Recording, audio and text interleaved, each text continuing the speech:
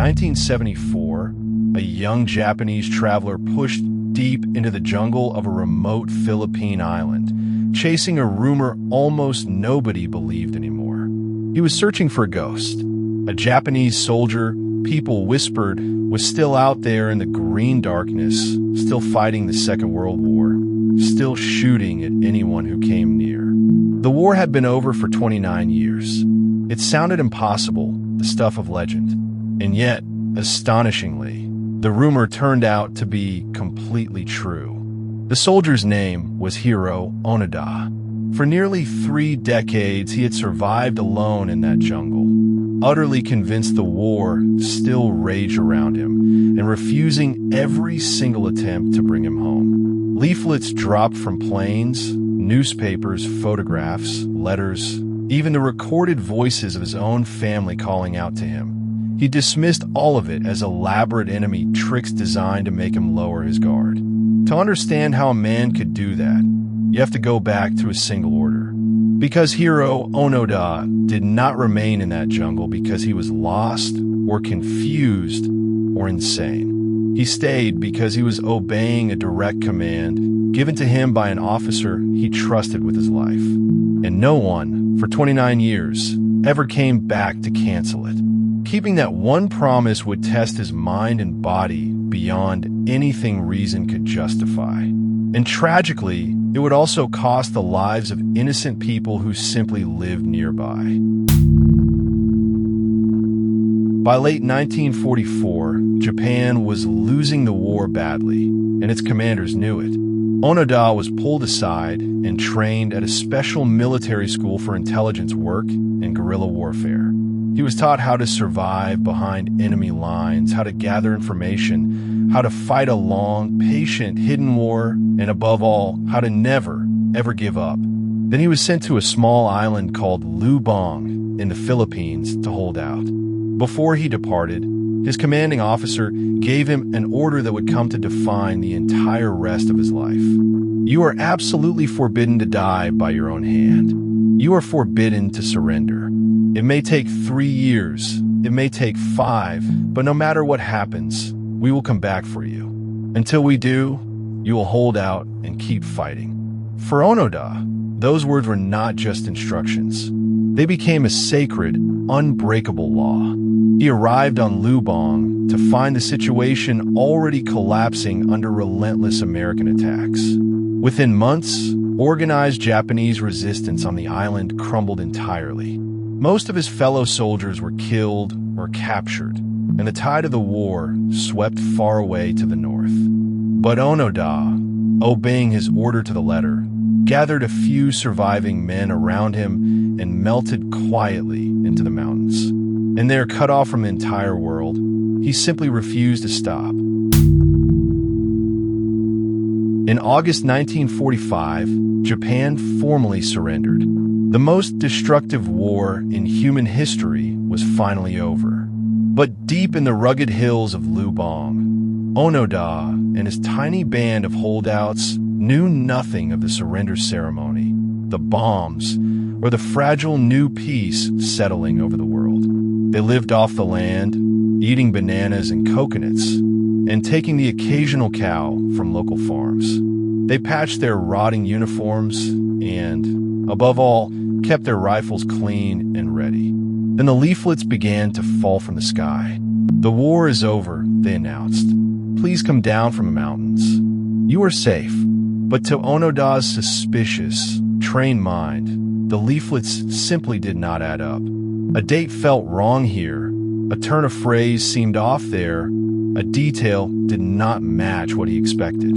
He concluded, with total conviction, that the leaflets were a cunning enemy trap meant to lure loyal soldiers out into the open to be captured or killed. And so Hiro Onoda did the truly unthinkable. He kept on fighting a war that no longer existed anywhere but inside his own head.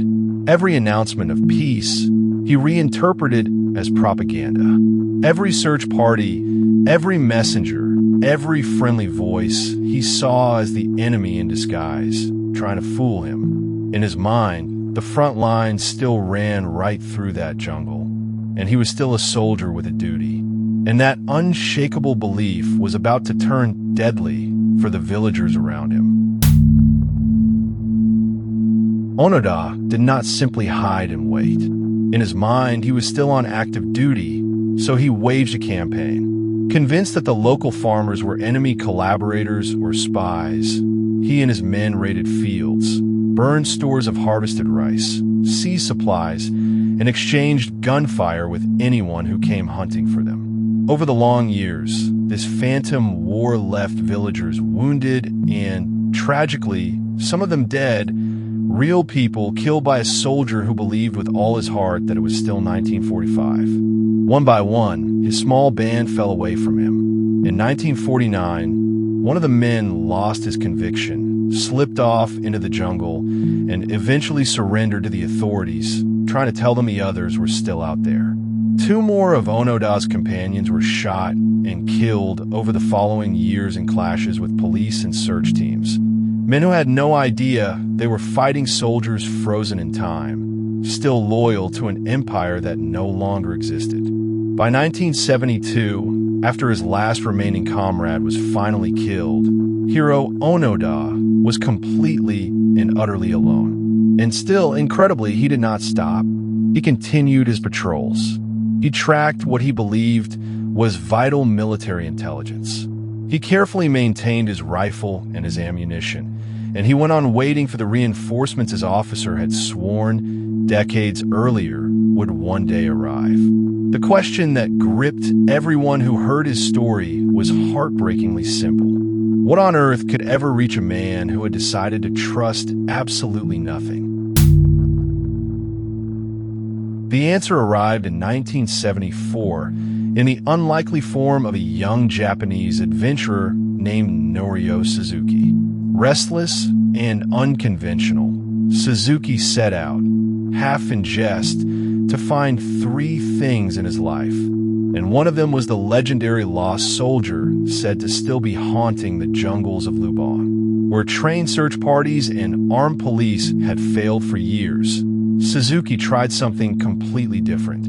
He walked into the jungle alone, unarmed, and simply waited. And against all odds, one day, Onoda appeared. The two men, separated by 30 years of history, sat down and talked. Suzuki gently explained everything, that the war had ended almost 3 decades ago, that Japan had lost, that it had rebuilt itself into a peaceful and prosperous nation, that it was completely safe to finally come home. Onoda listened carefully to all of it, but then he shook his head. He would not lay down his rifle for a civilian, a photograph, a leaflet, or a rumor.